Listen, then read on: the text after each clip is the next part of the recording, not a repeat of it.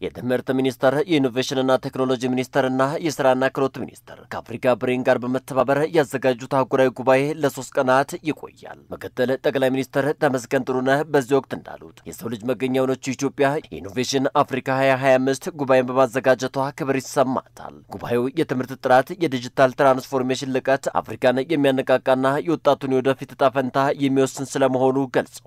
ለአንድ ሀገር እድገት ትምህርት ወሳኝ መሆኑን ገልጸው ለዚህ ደግሞ የመምህራንን ክብር መጠበቅ ማነቃቃትና አቅማቸውን ማጎልበት የተማሪዎችን ዓለም አቀፍ ተወዳዳሪነት ማሳደግ ይገባል ብለዋል። ኢትዮጵያ ለትምህርት ክህሎት ማሳደግና ፈጠራ ቅድሚያ ትሰጣለች ያሉት ምክትል ጠቅላይ ሚኒስትሩ አዳዲስ ትምህርት ቤቶችን ለመገንባት መሰረተ ልማትን ለማስፋፋት ፈጠራን ለማዳበር ከፍተኛ ገንዘብ ፈሰስ እያደረገች ስለመሆኑ ገልጸዋል። Education is the key, the game changer, the silver bullet against inequality. ትምህርት ቁልፍና ሁኔታ ለዋጭ ነው። ለእኩልነት ብርቱ መሳሪያ ነው። አፍሪካ ወጣት ናት። ቀጣዩ ትውልድ በፍጥነት እየመጣ ነው እና ለዓለም የሚያዘጋጃቸውን ስርዓት ይገባቸዋል። የሰለጠኑ መምህራን እንዲሁም በዓለም አቀፍ የእውቀት ኢኮኖሚ ውስጥ እንዲበለጽጉ እድል የተሰጣቸው ተማሪዎች ያስፈልጉናል።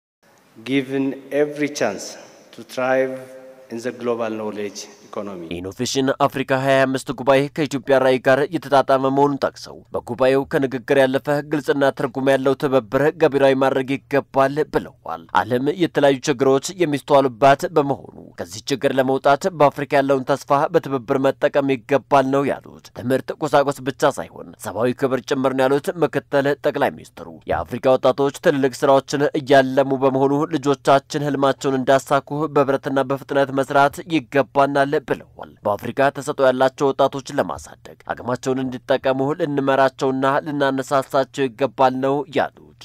Here in Ethiopia, education and skill development are front and center. በኢትዮጵያ ትምህርትና ክህሎት ዋና የትኩረት ማዕከል ናቸው። መንገዱ ረጅም መሆኑን እናውቃለን። ነገር ግን እኛ ባላማ እየተጓዝንበት ነው። አዳዲስ ትምህርት ቤቶችን፣ የተሻለ መሰረተ ልማት እንዲሁም ጠንካራ ዲጂታል ኔትወርክ እየገነባን ነው። በኢኖቬሽን ላይ ኢንቨስት እያደረግን ነው። በሰው ሀብት ልማትም የወደፊቱን ስራ በማለም እየሰራን ነው። Innovation, human capital, and the jobs of tomorrow.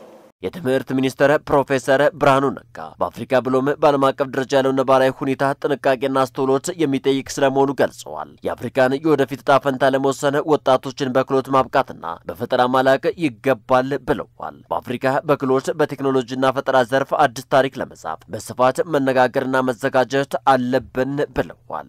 Now when we talk about education and skills and technology, we should not take it as if it is a normal period.